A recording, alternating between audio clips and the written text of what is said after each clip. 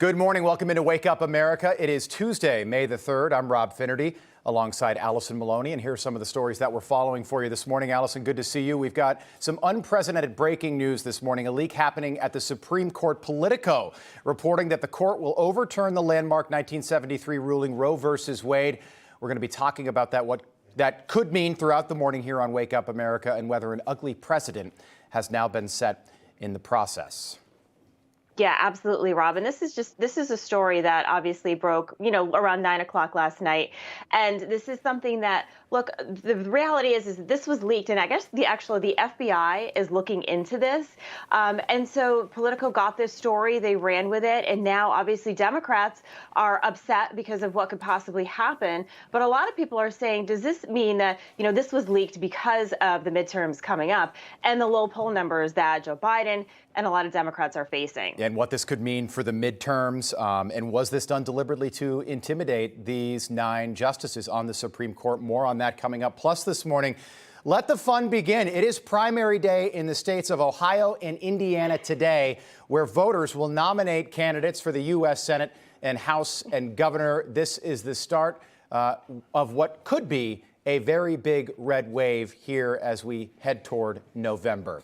And coming up this morning on Wake Up America, Iowa Senator Joni Ernst is going to be joining us to break down the Supreme Court leak and the Biden administration's proposed disinformation governance board. A lot to get into this morning. But first, we start in Washington, where a liberal law clerk is reportedly behind the leak at the United States Supreme Court, suggesting that the court is set to overturn Roe v. Wade in June. Justice Samuel Alito writing, quote, "We hold that Roe and Casey must be overruled. It is time to heed the Constitution and return the issue of abortion to the people's elected representatives." Ultimately, the court's finding will not be final until it is published, likely in the next month, possibly as early as June. But what does this mean for both the future of Roe and the court itself? Joining us now for more is Missouri Congresswoman and senior member of the House Armed Services Committee, Vicki Hartzler. Congresswoman, so glad you could join us early this morning. Great to see you. I want to put up a tweet that you put out last night in reaction to this news, calling it outrageous, dangerous, unprecedented. You also called it a malicious and intentional leak. What do you make of something like this, and what does this mean for the future of the Supreme Court? Well, it is outrageous, and it is intentional. It is an attempt to intimidate the justices to change their opinion. Clearly, it sounds like that things are going the way for life and for the Constitution. And the justices are saying, hey, that 9 people unelected in black robes should not be making this decision. This isn't in the Constitution. This should be left up to the elected representatives. And that sounds like a very positive decision in my mind. But when this leak happened, you have an attempt by a liberal clerk to cause them to change their mind. And we know in the past that justices sometimes do change their minds before it's actually published. Right. And so I think that's their first goal, is to try to put pressure on perhaps Chief Justice Roberts to weigh in on this, perhaps some of the others to change their opinion. But then also it's an attempt to influence the 2022 fall elections. Because as you indicated, the Democrats don't have anything to talk about. Yeah. The base and the American people are sad because of all of the terrible policies, the economic policies, inflation, the border, you name it. So they're trying to get their base to come out and to vote for the Democrats. Really good point there about the impact this could have on November 8th. I want to get back to the leaker here and then the leak itself. This is unprecedented. This is totally uncommon. You brought up Chief Justice John Roberts. How does he deal with this today? Do you expect to hear from the Supreme Court today, whether it's a statement or maybe they actually issue their ruling early?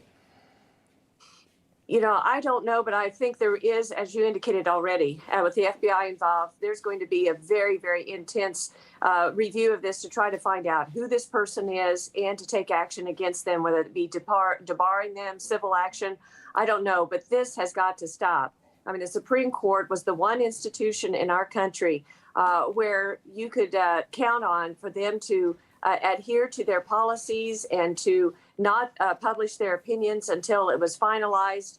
And setting this precedent could really change things as you try to sway justices throughout the process. It's just wrong. It has to be rooted out and has to be stopped. So we've seen pro-life protesters out in front of the Supreme Court since early yesterday evening when this news broke on Politico. Right now, according to Politico, it is Justices Alito, Gorsuch, Thomas, Kavanaugh, and Barrett. So it would be a 5-4 decision to overturn Roe v. Wade, again, that landmark 1973 ruling, and return it to the states so they could make up their own minds about what's best for that individual state. Right now, 26 states are already trying to do this. Some states have codified Roe v. Wade, states like California, New York, and New Jersey. But let's look at the other side of this. What if this is not true? What if this is just a leak?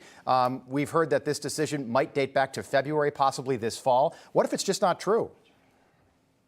Yeah, I think it's also an attempt to try to put pressure on those of us who are in Congress to pass Nancy Pelosi's very radical piece of legislation that would legalize abortion to the very day of a birth all across the country and do away with any protections for the unborn. This bill is already passed in the House and it's sitting over in the Senate.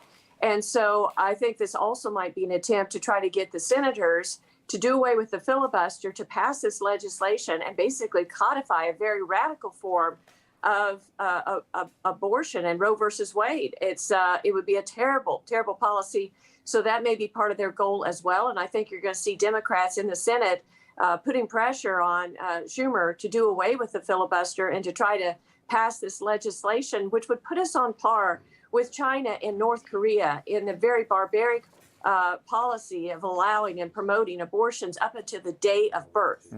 Congresswoman, the GOP claimed last night that this liberal law clerk was trying to intimidate the 9 judges on the Supreme Court. Do you think that will have any effect? Do you think protesters, which is nothing new, but do you think protesters outside the Supreme Court itself, behind the U.S. Capitol building there in Washington, will have any effect on this final decision? Well, I hope and pray not, but this is very, as I said, dangerous. It could be dangerous. It would be horrific if something were to happen to one of our justices. This is just unacceptable to try to intimidate these fine individuals into changing their minds or making the rulings based on mob rule. And we cannot have that. It should be based on the Constitution, not on protesters outside or intimidations or threats. All right. Congresswoman Vicky Hartzler, thanks so much for waking up with us and breaking this down for us early this morning. We appreciate it. Good to see you. Look forward to having you back soon. Good to see you. All right. Let's check in with Alex Kramer. She's got a look at headlines as we wake up on this Tuesday morning. Alex, good morning. Stories were falling for everybody this morning. First, I want to take you to some bad weather where a line of storms moved across the Midwest as hail and flooding took place in parts of Oklahoma, along with some tornado warnings. While a rare spring snow is impacting parts of Nebraska.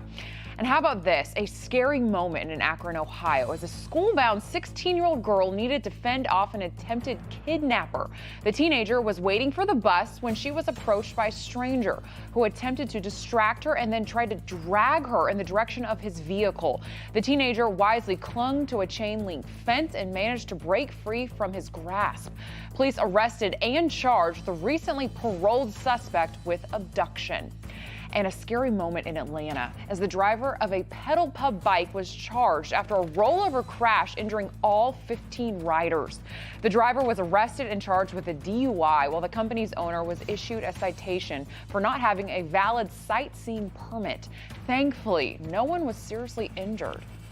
And here's a powerful and poignant moment from the war in Ukraine as a nurse who lost both her legs and 4 fingers when a landmine exploded underneath her shared a very emotional first dance with her husband during their wedding ceremony in the hospital.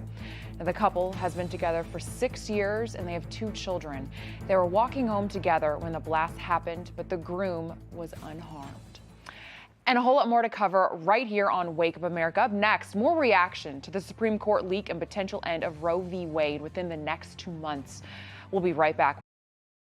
Hey, I'm Rob Finnerty. Thanks for watching. If you enjoyed this video, please join the conversation in the comments below. Don't forget to subscribe, too. Hit the bell icon to be alerted to breaking news. And remember, there's a whole lot more on Newsmax TV, America's fastest growing cable news network. Newsmax TV, where real news for real people.